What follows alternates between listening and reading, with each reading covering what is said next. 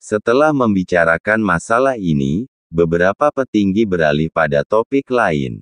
Dewa Perang Kunlun yang legendaris, telah berada di Anhemia begitu lama, tetapi aku belum pernah bertemu dengannya sekalipun, aku merasa malu. Bobby Lange berkata tanpa daya. Ya, kita semua ingin bertemu. Tidak perlu membahas apapun, hanya untuk melihat wajah terhormat Dewa Perang Kunlun. Michael Stark juga berkata. Louis Koch tersenyum dan berkata, jangankan kalian, bahkan orang terkaya August Kinsman secara pribadi mengundang Dewa Perang Kunlun, namun ditolaknya.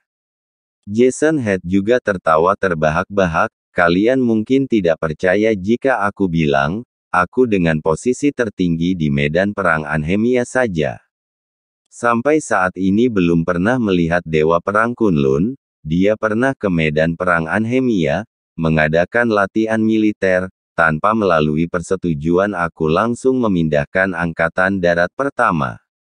Louis Koch terkejut, jadi kamu juga belum melihatnya. Ya Tuhan. Begitulah, identitasku tidak berarti di depan Dewa Perang Kunlun. Bahkan jika aku bertemu Green Dragon yang satu tingkat lebih rendah dariku, aku masih harus sopan saat berbicara padanya, mereka adalah pasukan terkuat negara Neslandia. Jason berkata. Bobby menggelengkan kepala dengan kecewa, sudahlah aku menyerah, Jason saja belum melihatnya, apalagi kita. Jason tiba-tiba tersenyum misterius, tidak, pasti ada kesempatan. Dalam beberapa hari, akan ada upacara pelepasan Panglima Medan Perang Anhemia, Dewa Perang Kunlun pasti akan datang untuk berpartisipasi. Upacara ini bisa dihadiri orang-orang terbatas, kalian seharusnya bisa ikut juga. Jason berkata, benarkah? Baguslah. Kita juga bisa melihat Dewa Perang Kunlun. Beberapa orang ini bersemangat. Harris Weber tersenyum dan berkata, aku mendengar bahwa Dewa Perang Kunlun berusia di bawah 30 tahun, juga tidak memiliki pasangan. Kebetulan cucu aku Yolanda masih belum menikah, tepat jika dia bisa mendampingi Dewa Kunlun. Pasangan serasi. Marco Kiefer segera menolak, apa yang kamu pikirkan? Menurutmu cucuku tidak baik? Memangnya hanya kamu yang punya cucu perempuan? Beberapa lainnya juga tidak setuju. Bahkan Jason ingin ikut menimpali, aku juga memiliki seorang cucu perempuan, bahkan di militer, bukankah peluang lebih besar? Hais, kalau begitu, memang benar cucu Jason memiliki peluang paling besar. Seharusnya kita dulu juga mengirim cucu kita untuk bergabung dengan militer. Bobby mendapat ikan lagi dan berkata sambil tersenyum, mari kita balik ke pokok pembicaraan. Dalam 3 hari, Antra Group dan Clark Group akan berganti nama menjadi Jordan Group. Apa lagi yang bisa dilakukan?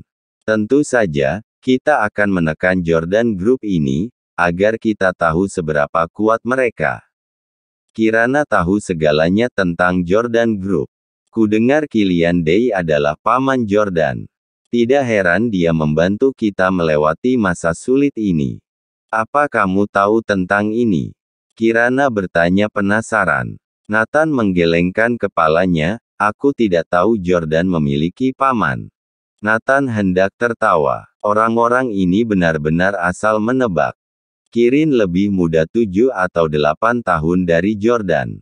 Bagaimana dia bisa menjadi paman Jordan? Katanya 3 hari lagi ada perayaan penggantian nama perusahaan Antra Group, apa kamu ingin pergi?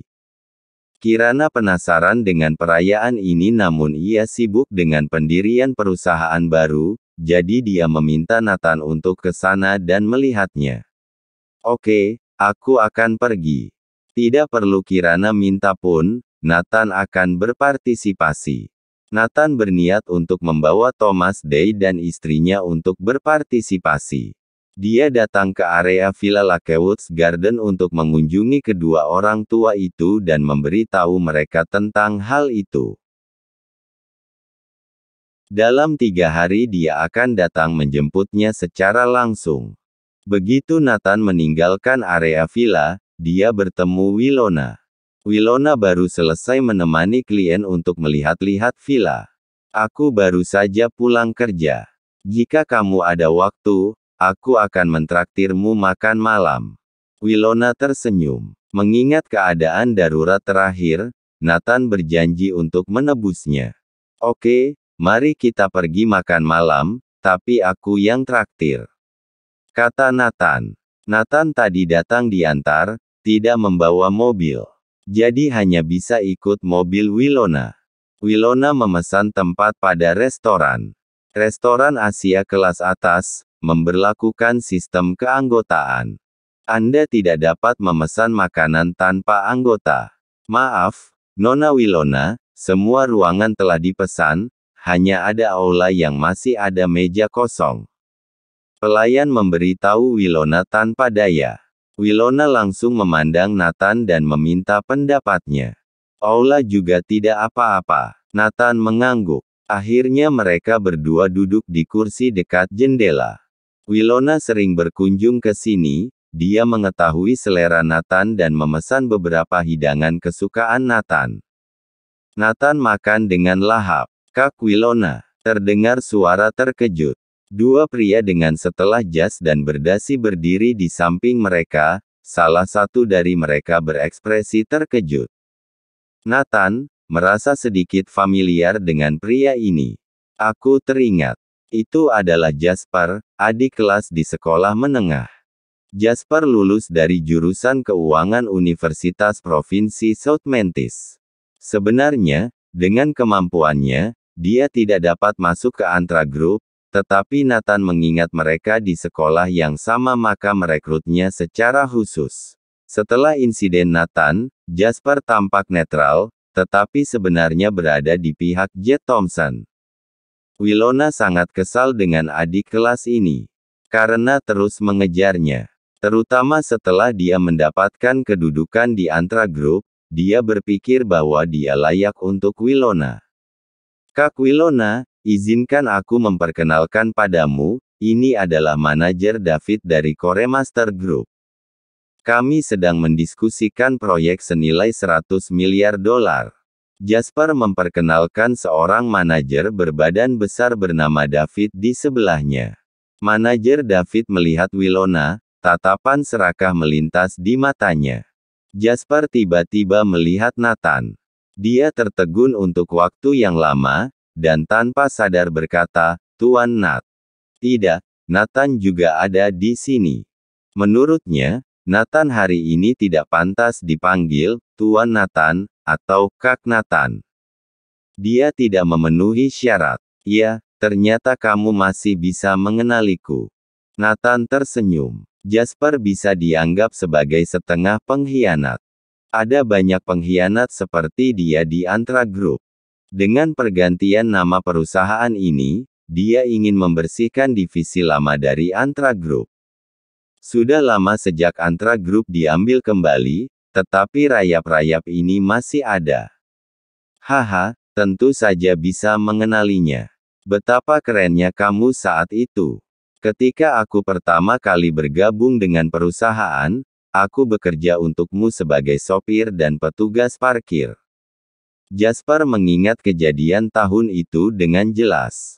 Nathan, selama kepemimpinanmu, aku tidak pernah berkembang.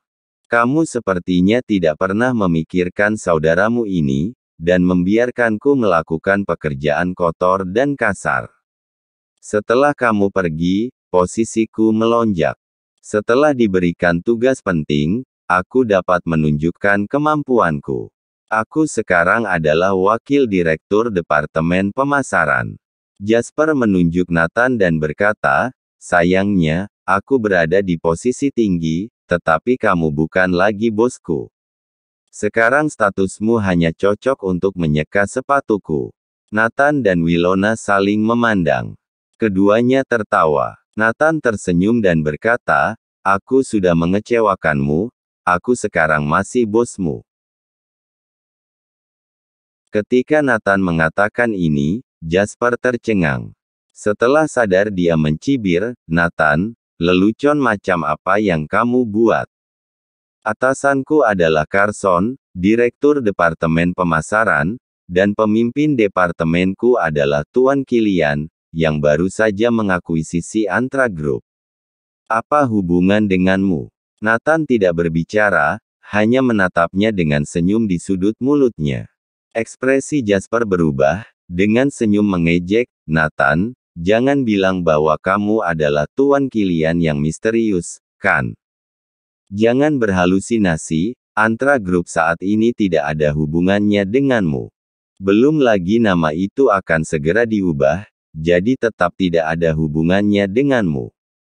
Nathan meminum anggurnya, dia tersenyum dan berkata, ada atau tidak ada hubungannya, kamu akan tahu saat waktunya tiba.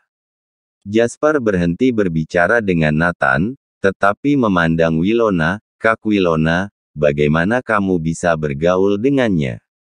Apa kamu tidak tahu? Dia dipenjara selama 6 tahun karena pelecehan, sekarang telah masuk daftar hitam dunia bisnis, sudah ditakdirkan tidak bisa mencapai apa-apa lagi.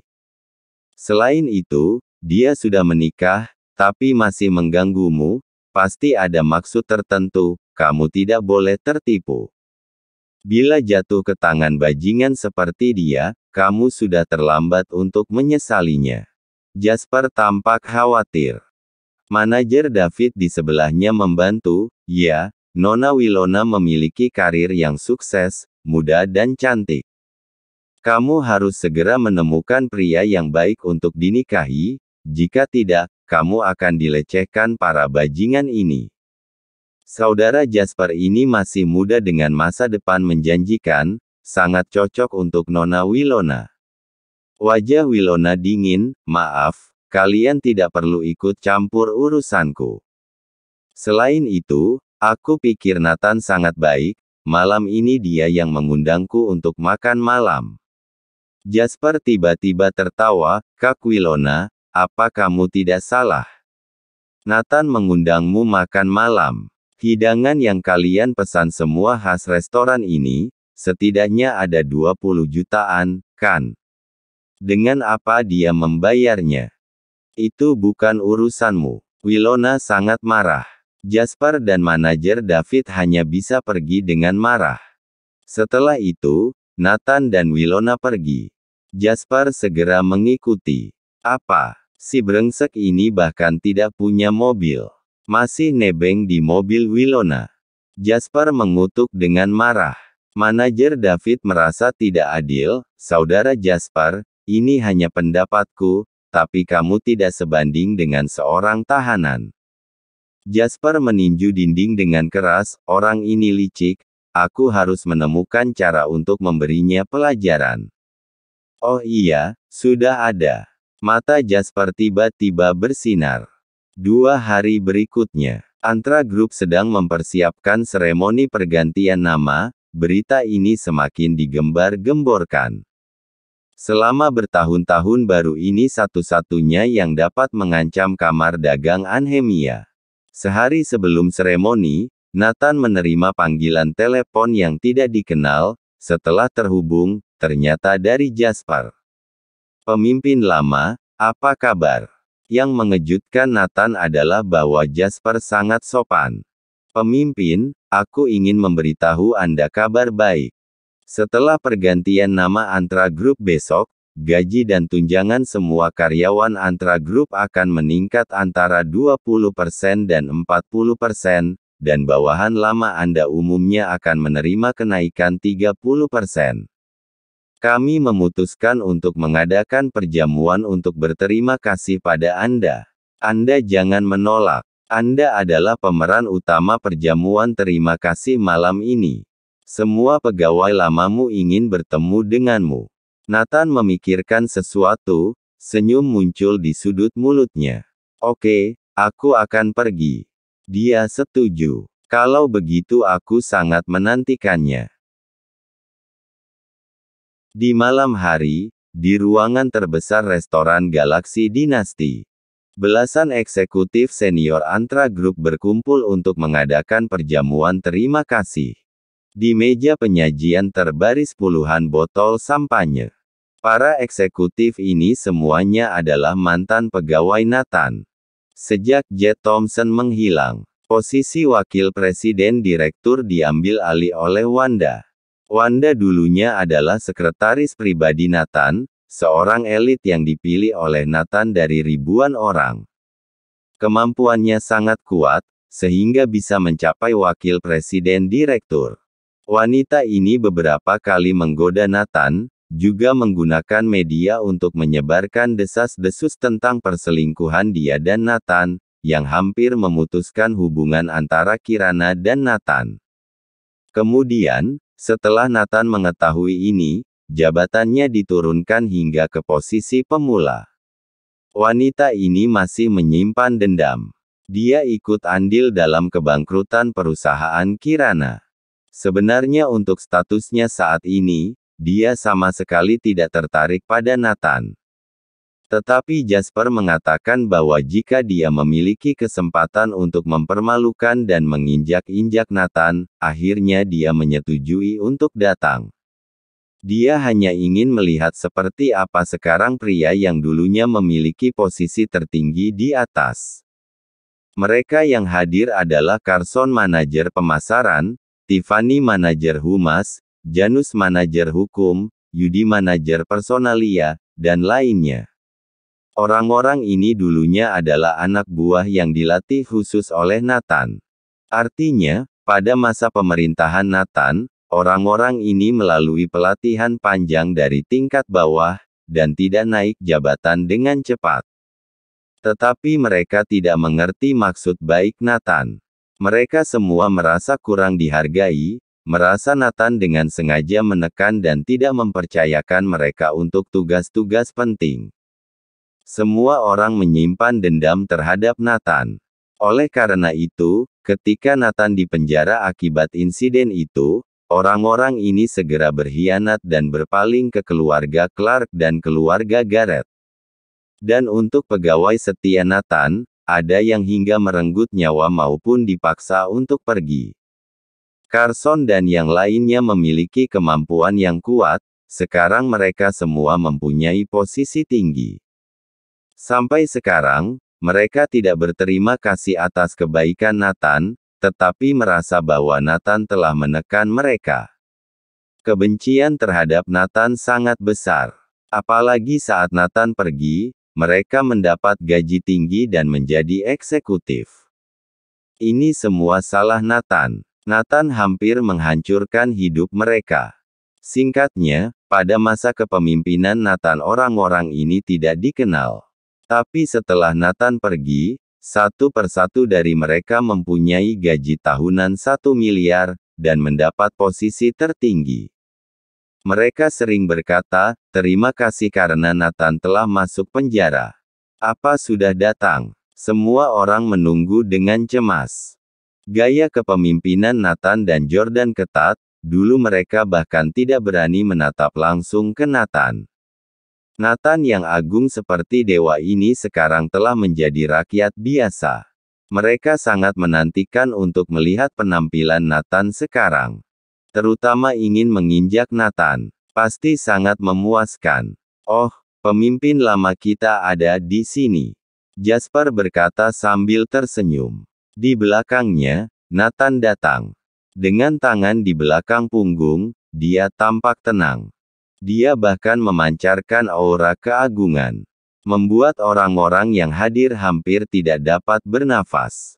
Semua orang tercengang, tidak menyangka bahwa keagungannya masih ada. Semua orang awalnya berpikir bahwa mereka akan langsung mempermalukan Nathan ketika melihatnya, tetapi tidak disangka mereka tidak bisa berkata-kata. Wanda menjadi yang pertama beraksi, dia dengan sepatu hak tinggi melangkah menghampiri Nathan. Dia tersenyum dan berkata, Presiden Direktur Nathan tersayang sudah keluar dari penjara. Sayang sekali, tempat itu yang paling cocok untukmu. Mengapa kamu tidak tinggal beberapa tahun lagi? Aku sarankan kamu tinggal di sana selama hidupmu saja. Kalimat pertama Wanda sangat tajam, udara dalam ruangan seperti membeku. Manajer personalia Yudi tertawa, ya, bukankah dulu Presdir Nathan menganjurkan sistem militer dalam perusahaan? Penjara sangat cocok untukmu. Tiffany, manajer Departemen Hubungan Masyarakat, juga tersenyum dan berkata, betul, Presdir sangat menyukai kehidupan penjara, jika tidak, dia juga tidak akan tinggal selama 6 tahun. Yang lain mengucapkan salam kepada Presiden Direktur lama dengan penghinaan.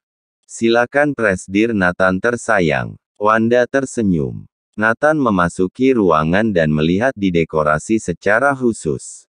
Beberapa spanduk juga dipasang di dinding depan. Spanduk pertama, terima kasih Nathan karena telah masuk penjara, tidak akan ada hari ini jika kamu tidak masuk penjara. Spanduk kedua, Nathan, kami berharap kamu tinggal di penjara selamanya. Ada meja sampahnya di sebelahnya, tidak tahu untuk apa. Yang mengecewakan semua orang adalah setelah melihat spanduk ini Nathan tidak marah sama sekali. Semua orang meminta Nathan untuk duduk dan mengelilinginya. Wanda berkata, Presiden Direktur Nathan yang terhormat, aku benar-benar ingin mengucapkan terima kasih. Selama masa kepemimpinanmu, aku memulai dari bawah, gajiku tidak lebih dari 4 juta per bulan, jumlah terbanyak yang bisa aku kumpulkan dalam 1 tahun adalah 50 juta. Tahukah kamu, sekarang berapa gaji tahunanku? 50 miliar. Ada 50 miliar. Tiffany juga mencibir, dulu, kamu menekan kami dengan keras atas nama pelatihan, tetapi gajiku bahkan tidak sampai 10 juta. Sekarang bonus tahunanku saja setidaknya puluhan miliar. Carson, kepala Departemen Pemasaran, juga berkata dengan marah, benar-benar harus berterima kasih pada Nathan. Aku dulu mengendarai sepeda listrik untuk bekerja, sekarang aku sudah mengendarai Lamborghini. Janus, manajer bagian hukum, dengan mata yang sudah memerah, Nathan semua salahmu. Kamu hampir menghancurkan hidup kami. Lihat betapa menyedihkannya kami di masa lalu, semua disebabkan oleh kamu. Yudi berseru, Tuhan telah membuka matanya. Bajingan seperti kamu masuk penjara, maka kesempatan kami pun tiba. Yang lain juga berkata dengan dingin, sejak keluarga Garrett dan keluarga Clark mengambil alih, Antra Group berkembang dengan baik. Sekarang nilai pasarnya 7 triliun. Tiba-tiba Nathan tersenyum, hanya meningkat 3 triliun dalam 6 tahun, apa kalian merasa bangga? Ini, semua orang tercengang. Nathan melanjutkan, pada tahun pertama, Antra Group meningkat 4 triliun, dan pertumbuhan selanjutnya selalu berlipat ganda. Kita telah membuat simulasi ekonomi. Setelah 6 tahun, jika nilai pasar Antra Group kurang dari 50 triliun, itu artinya gagal. Ketika Nathan mengatakan ini, semua orang terdiam. Mengenai potensi Antra Group saat itu, orang-orang ini adalah target utama pelatihan, jadi mereka tahu banyak. Memang benar, tetapi sejak Nathan di penjara, Antra Group defisit di tahun kedua, beberapa tahun terakhir baru mulai berkembang perlahan. Itu karena mereka tidak tahu bahwa teknologi inti dan keunggulannya telah diambil orang. Melihat semua orang tercengang, Jasper segera berkata, Nathan, omong kosong. Yang kamu katakan hanyalah asumsi. Dalam bisnis tidak bisa hanya mengandalkan asumsi. Apa kamu bisa menjamin tidak akan pernah mengalami kerugian? Wanda bereaksi dan mencibir, ya, itu benar, setiap tahun pasar berubah begitu banyak. Banyak hal yang tidak terduga. Tiffany mengernyitkan kening, sejujurnya, bahkan jika Antra Group tumbuh menjadi 50 triliun, terus bisa apa? Kami selalu diperas olehmu, tentunya kami tidak akan mendapatkan sebanyak sekarang. Janus dan Yudi berkata bersama, ya, tidak peduli seberapa baik Anda berkembang, apa hubungannya dengan kita? Bisakah kita menghasilkan begitu banyak sekarang? Mohon like dan subscribe channel ini, agar channel ini terus berkembang. Terima kasih.